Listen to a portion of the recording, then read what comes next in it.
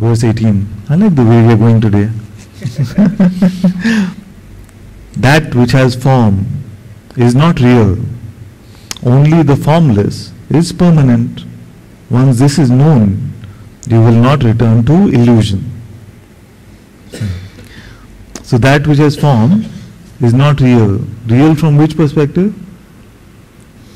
You see, from the reality of the truth. Because we've seen that in the worldly realm, everything is changing. You see? So can we say that it is the truth? So if I was to say the curtains are yellow, you see, then tomorrow they could become red, they could fade in the sun. You see? So is the curtains are yellow the truth? No, because it is possible for them to change. You see? So in the same way, everything at the level of form, these bodies, this room, this ashram, this city, everything is subject to change, constantly changing. In fact, I like this example where I say that every cell of the body, it seems, changes over a period of 5 years. You see?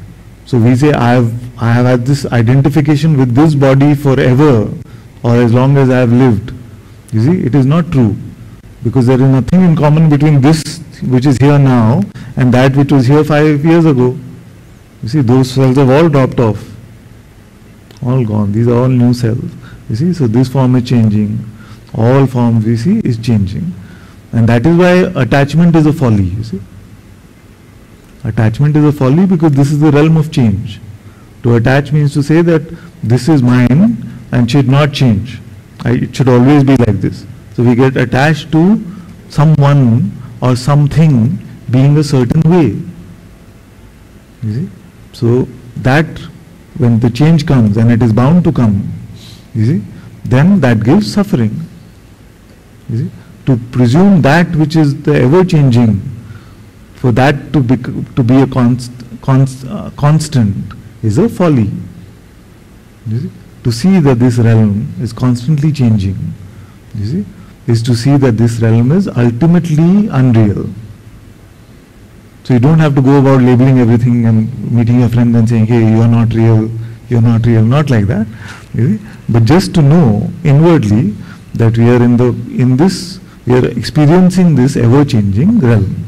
You see? Therefore, to attach too much, to attach to it in any way would be a folly. We read that which has form is not real, only the formless is permanent. You see? So, what is the formless? What is the formless? Once this is known, you will not return to illusion. Is this true?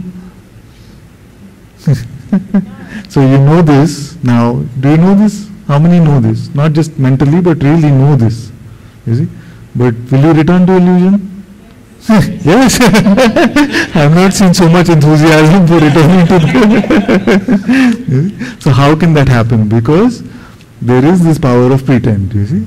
The power of belief is a power of pretense. So this will continue. Actually, it is a fallacy.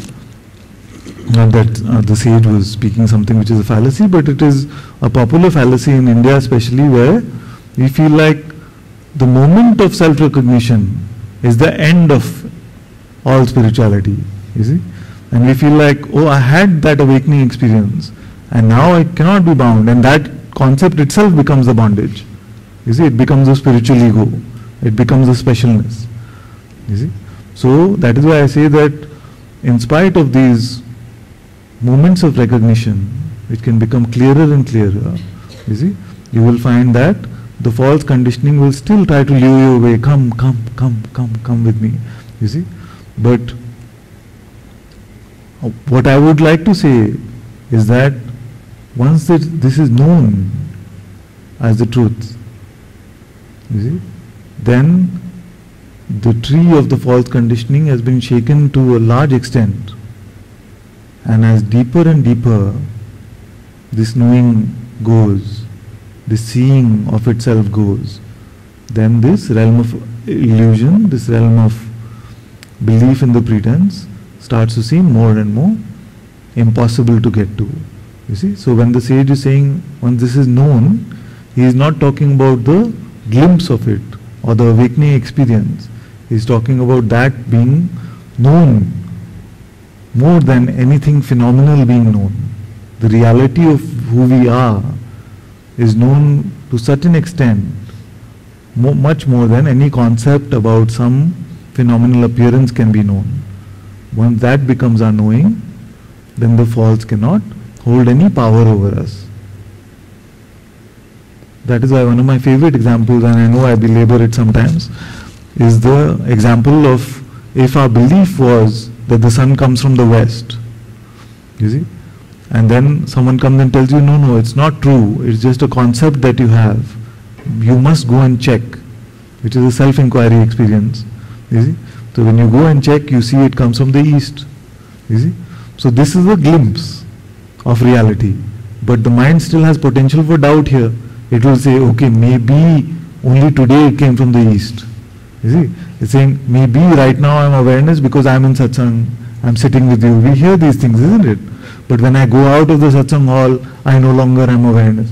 We hear these things. Then the sage says, okay, check again. You see, check the next day, check the next day. You see. So as more and more we are coming to this recognition over and over that there is no individual identity here, then we come to a point where it is clearly known. There is no person, there is just this awareness. You see? Then when someone comes and says, the mind comes and says, oh, the sun comes from the west, what to do? We just naturally laugh at it because we know it's a joke. Verse 19. Just as the mirror exists both within and without, just as the mirror exists both within and without the image reflected, the Supreme Self exists both within and without the body. This is fairly obvious now that we just discussed this, that it is one being, which is, there is no separation between this body and outside. Inside and outside seems to then be no real separation is found. Verse 20. Just as the same space exists both within and without the jar, the timeless, all-pervasive one exists as totality. Same thing.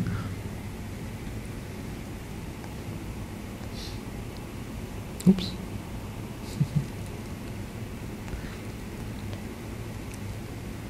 So, verse 20 was the end of chapter 1.